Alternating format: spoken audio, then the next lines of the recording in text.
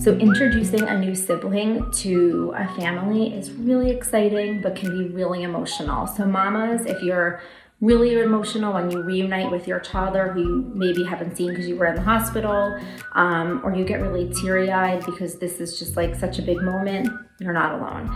But some things that you can do to maybe help the situation or make an introduction go smoother is, if you can help it, try not to be holding the baby or the carrier when you come through the door.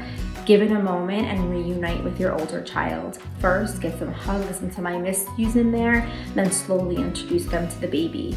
Follow your big one's lead. If they're not interested or they don't want to hold the baby or take pictures, that's okay. It'll happen over time. Also, something fun is you can get, the baby can get your older toddler a gift and your older toddler can get the baby a gift, and it's a really nice sort of first gift exchange. So I absolutely love books, so I'm so excited about this question. They're my favorite way to help a child process a new situation. I think it gives children language for things that they can't yet articulate. It shows a shared experience. So I'm the hugest fan of books. I use them with my own kids. I use them in my practice. So a few favorites in this topic are The New Small Person by Lauren Child, Snuggle the Baby by Sarah Gillingham, My New Baby by Rachel Fuller, and Peter's Chair by Ezra Jack Keats.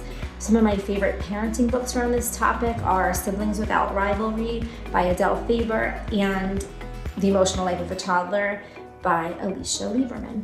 While no two children are the same and no two children interact with a new experience in the same way, here are some things that you might expect from your toddler or preschooler when a new sibling comes. The first is regression. So regression in potty training, if they're potty trained, in eating, and in sleeping.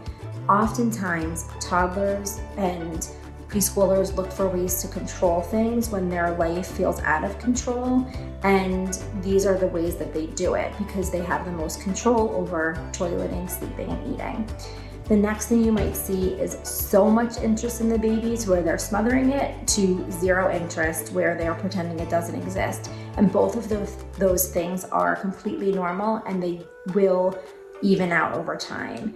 You might have a toddler who really wants to help. You might have a toddler who can't wait to take pictures, or you might have a toddler who has very big feelings anytime those things are suggested. So I've yet to find that magical age that makes introducing a new sibling seamless for the older children. It's always going to be an adjustment, and that's okay. So give yourself some time and a little bit of grace as everybody gets used to this new family member.